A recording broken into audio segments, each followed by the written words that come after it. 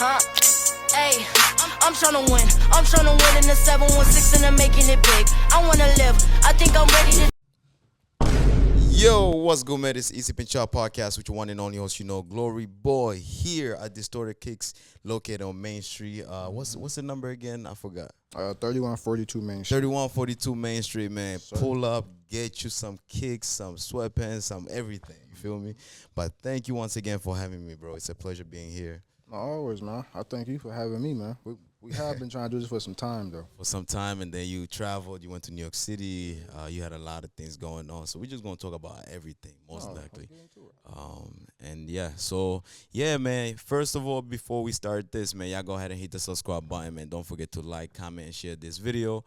And let my brother introduce himself, bro. Tell him who you are, what you do, and then we can start this. All right, so we'll start. First and foremost, my name is Tariq Young. I'm one of the owners of Distorted Kicks, and I'm the creative director and owner of Lavie Factory, too, as well. So I'm more of the guy that creates the clothes for both sides and more about the creative director.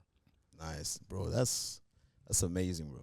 And it's a group of young black men. That's how I can say, even though some of you guys are my age or some are older than me, but at the end of the day, it's like, it's an amazing thing to see, like, just you guys coming together and doing something positive in the neighborhood, So before we even get into Distorted Kicks, because I'm going to actually sit with some other Distorted Kicks, let me say, owners as well. Oh, yep. So tell us about yourself, though. Like, where you from, bro? Like, where was you raised? And also tell us more about your background, just childhood background. Childhood background? Yes, sir. I mean, more for me, I was raised on the east side of Buffalo, so I was more of like East Delavan, like over in that way, in that area. I grew up in East Delavan. Then more of, I went to McKinley. So majority of my time, I spent a lot of time at McKinley. That's where like a lot of people like know my face from McKinley, because my first brand to start off, it was called Grind Season. So I had two other people as well. Jalan, he modeled, and then Nakai. So I had them do Grind Season. So I had that first. That was in high school time. So that was when I was in McKinley. Then after like growing up, it was just more like, just me, my brother, my mom. So I had my dad too. It was just more, just like my family. So I was just always more like, just a family person. So like just growing up, it was still more, ups and downs. So every family got their ups and downs though, but it's just more about you just, staying connected with your family. Nah, that's true, bro. And also, like, was fashion like just one thing that was always in your family? Because I know you started doing like having your own brand at a young age, just being a high school student and so on. But like, was that something that started off like throughout like your family background? I mean, not my family background, because my mom, she went to school to be a dentist. Okay. My dad, it was just more of, he did, entrepreneurship, but it wasn't as close. Okay. Like with me, it's just more, I'm the first one that started with clothes. But as like I said, like more like my high school time, I was always dealing like with bleach. So like with starting off, I was always like dyeing stuff already. So it was just more about when I was young, I was always dyeing clothes, bleaching clothes in the driveway with bleach cutting up. I know back when we was younger, how people had the Capri shorts, actually cutting them up and bleaching them, like I was doing that at that time. Oh, wow. Bro, I miss them days, though. I ain't gonna lie. Yeah, like, are you bringing them joints back? Or? Maybe. All right, so now let's talk about just the journey itself, because a lot of times we go through school and all those other things, and we have something in mind that we want to do in the future. So, like, what was one thing that you always wanted to do besides having a brand and just being a store owner? I mean, just really just being a businessman. Like, right. Still being a businessman, that was always my goal. It's like my goal for high school was more of, I still wanted to have a sneaker store. So it's more like that was my set goal. So it's more like everything that I always talk about when I was younger, it's just more starting to happen now. So it's more like me just staying consistency and just keep doing what I'm doing, but love what I'm doing at the same time. So it don't feel like a job. Right. Let's talk about consistency, bro, because a lot of people tend to start something and then just give up. Like what really kept you going? Because a lot of times, it's not easy to invest in such business where you have to make clothes, design clothes, sell it, and now you have to restock. What kept you going, like, in the meantime? Because a lot of people can just give up because of finance. No, you're right. But I mean, we'll start off with finance. It don't matter what finance. Like whatever God got in your face at that time, like the equipment that you use and everything, that's what you should be using. Don't worry about like anything else that you need. But with more, it was just more to staying consistently about like I just love doing it. So I'm gonna stay consistent as much needed, and then plus like with the distorted kicks, I still have my brothers do it with me. So it's just more of if I'm not feeling up, one of us is always feeling up. So it's just more like having that drive and having that team around you that can always motivate you to see the bigger picture. Right. Like sometimes you might have doubt, but that's just more of like your brothers uplift you. Bro, you made a great point right there. Just having that team, because every time I sit down with people, we always talk about just the team, the circle that you have around you, like defines who you become or defines who you are. Like in the meantime, so let's talk about just your parents in general, because a lot of parents. Me personally, I'm African, so like my parents would always say, "Oh, I want you to be a doctor. I want you to do this. I want you to be an engineer." What did your parents wanted you to become besides just being an entrepreneur? Or a dentist. Like actually be like a doctor for the Really? dentist. Yeah. So like when you did tell them like, you know what, I just want to be a business owner. I want to own my business. I want to do this. What did they what did they say to you? I mean, my dad respected it. My mom was just more of like the why. 'Cause, like being an entrepreneur, like it take time. So it still take years. So like this took 4 years. So it was more like it just it take time. So it was like not like a argument, but just like why? Like why? Yeah, like why are you picking an entrepreneur? You could be a dentist, but then I'm just thinking like school. I'm being schooled this long to do that to where, yes, I'm gonna enjoy that, but I'm not gonna love it. Right. Let's talk about school, because I was having a conversation yesterday talking about college. Me personally, I said, I went to college, I finished college and all that, but then I said, I personally feel like college is a scam. That's what I said. No, yes. And then somebody, oh no, sometimes because where we're from, we need education at some point. I'm like, education could be through just anything. It could be like you see how you just became a business owner. It could be through entrepreneurship. Like you could have someone just teach you how to grow your credit, how to do all those other things in order to have a successful business. But like throughout your own personal opinion, though, like what is your take on school, college in general? With that, like you said, I finished college too as well. But it's more, I feel like it's a scam too, but it's just more what you going for it too as well. So yeah, what you going for? So it depends on what you're going to. Like if you're going to be a school, like be a doctor, I say go to school. But when it comes to like entrepreneurship, like actual taking videos and that atmosphere, like you can do that from finding mentors, finding people around you that still have better skills, so then you can learn from them. Because all it takes is just being around like you said, like the right people and the right mentors that can really like turn you up. So you just need to be around the right people when it comes to that. So like school, it's cool, but don't get me wrong though. Certain teachers are really do their job. Some teachers don't do their job. So it's just about you just pick and choosing. Like if you do go to school, just know what teachers is feeding you the real game, and it's feeding you the real game, and not the ones that just feeding you from a book. Yeah. What? Okay. Give me one example. One example though. Like example. Like you said, it depends on which teacher you have. Because some teacher, like you said, will be feeding you the game, telling you about life actually outside of school, rather than just telling you, oh, go to page 500 and read me this and write me a summary, and then you come back the next day and that's all you do the whole semester. Just reading a whole book for a whole semester that you will never even look back and look at. But like what's like one example of a good teacher that you can have in school? With that, it was crazy. 'Cause I had a class. It was like my management. So my management class. This is like my senior year. I had to basically create a shoe business online. It was I already had a shoe business here, but it was just more online that you just selling online. But the teacher, he already worked at M&T Bank. He had businesses, so it was more. He was already in that field. So with me asking him questions, he already knew how to answer those. Because some teachers, they might have that class, but they're not in that field, like in the entrepreneur field. So they don't know how it feels to be an entrepreneur. They just know how it feels to teach that class. Right. So man, that makes a lot of sense, because maybe that's why like a lot of the college professors that I come across, some of them do actually have businesses outside of the school. You know, and those businesses are also related to the field that they're teaching, which makes a lot of sense. And some of them, like you said, they really can teach you that game. Like you just have to go to them, build that relationship, talk to them, and they will tell you whatever you want to know.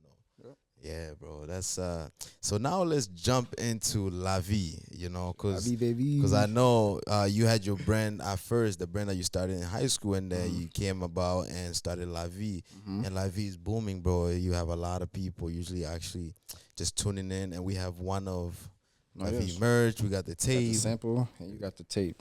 yes, sir. And those things are amazing, bro. Like I remember last time I came here, you had this one event before you went to New York City, Mhm. where you had people, you made shirts for people. You know, Mhm. you was like, okay, just come here. I'm gonna teach you how to make a shirt, Yep. and that was an amazing thing that you did. So tell us about La Vie. How did La Vie start? Like, How it where start? did it come from? Yeah.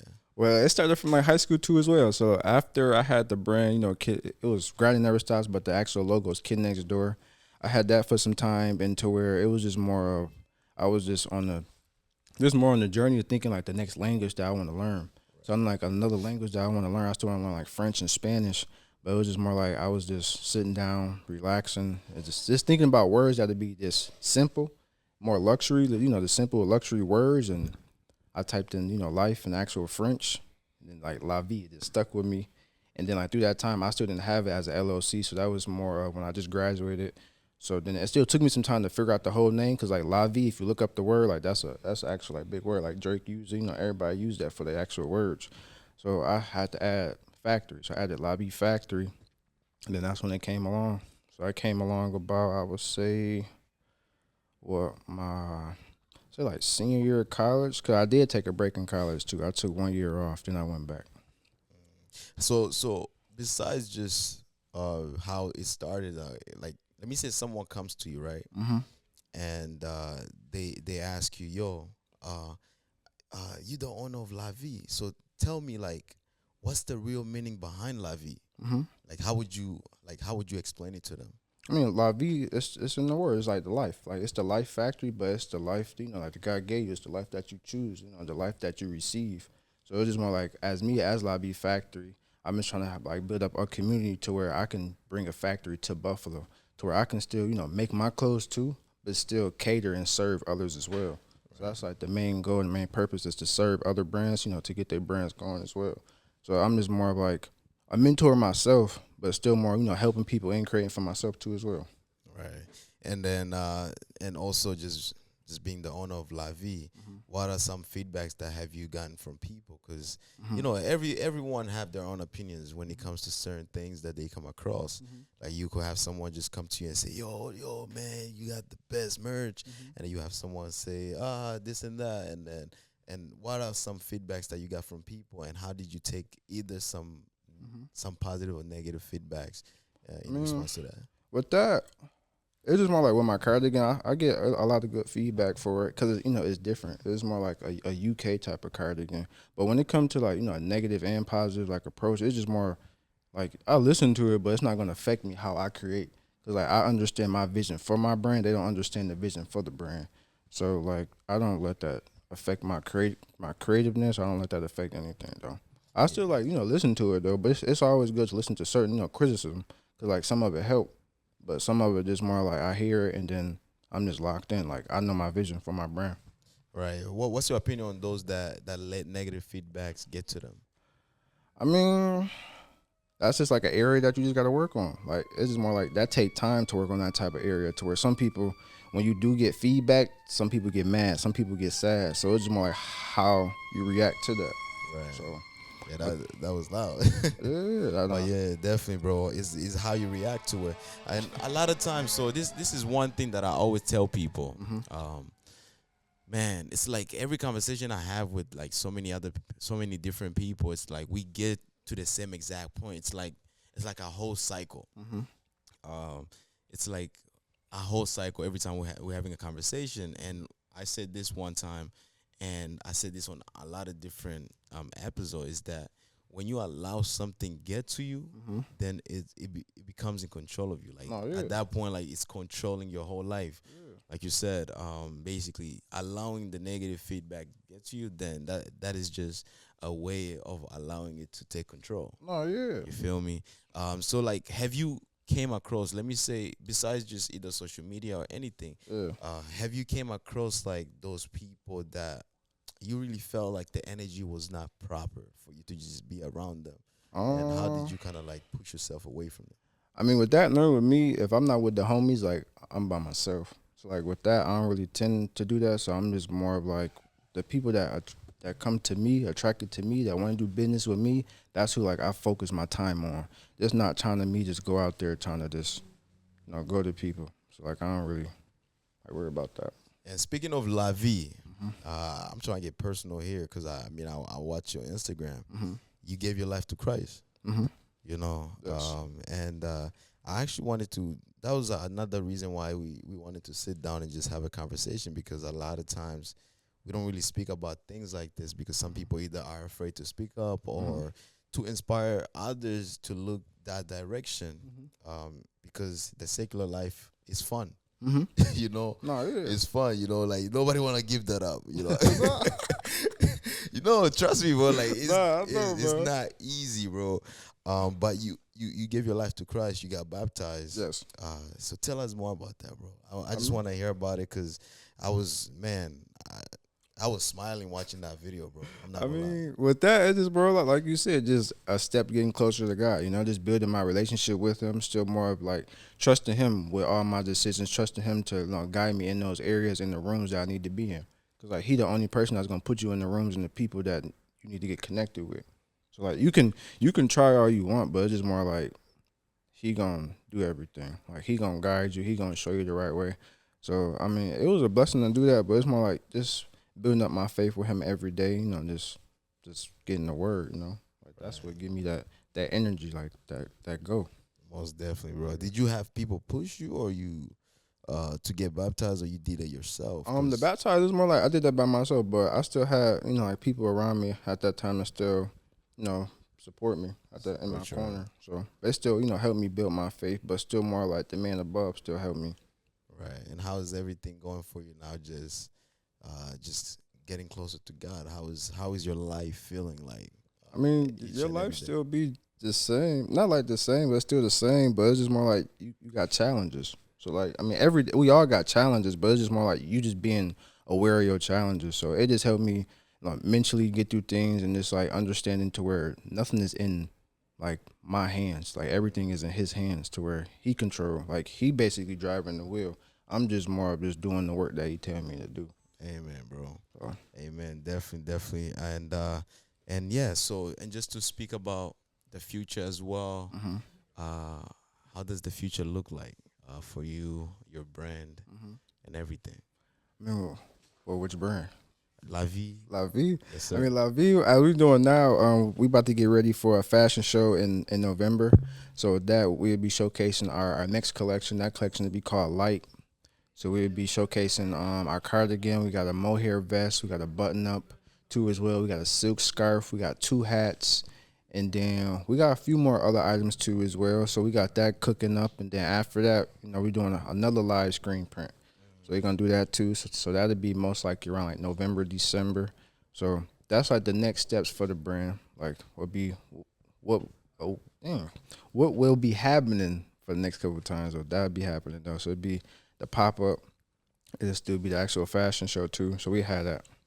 Most definitely, bro. I mean, I can't wait for that. I can't wait for that. Because we're not going to speak a lot about Distorted Kicks because we have the other episode with the guys, you feel me? So today I just wanted to focus more on Lavie and just get to know Lavie, the brand itself, get to know you yourself, because it's always like we don't get to have that time to sit down nowadays and just have a conversation, and that's why I keep my podcast in the way that I'm sitting down and just having a conversation with you. It's not more like an interview or anything. So so because you the homie, so it's like it's natural, yeah, man. bro. It's like there's nothing like I can't just come to you and start saying, okay, question number 1. No word. Then it's like, all right, I'm in a whole interview. Like, all right, bro. Exactly, bro. Exactly. So let's talk about also just the trip to New York City. 'Cause I wanted to mention that the trip to New York City. What was your experience like there? And if you could describe that to us. But New York, I enjoy myself. Like, man, that's my next town. Like to really go to do a lot of business. I enjoy myself. Like everybody that keep asking me, I spent a lot of time in the library. Like I found a mentor out there too as well, more on the business side too, and a mentor for tailoring too as well. So I found a tailor, found a fabric place to go to get fabric. So eventually, once I start hiring people to be in the factory, I have a place that I can get my fabric too. Right. So New York was pretty good. I enjoyed myself, learned how to do the train easy more. That's when I started recording, a lot of videos too. So like New York good. It's good for business. So if you want to go out there, business network, it'd be good. I had a pop up out there too. Had a pop up out there. That was at Bowery showroom. I had that. Okay. Then I had met for the people that do know him, his name Isaac Paleo. He for the people that don't know him, he do artwork for West Side Gun. So I had met him and his team too as well. So I had gifted him some artwork too, and like some clothes too as well. So I got a video of that on my Instagram page as well. So it was good though. The mission was successful. Like my mission was successful. It was more like this networking to seeing Right.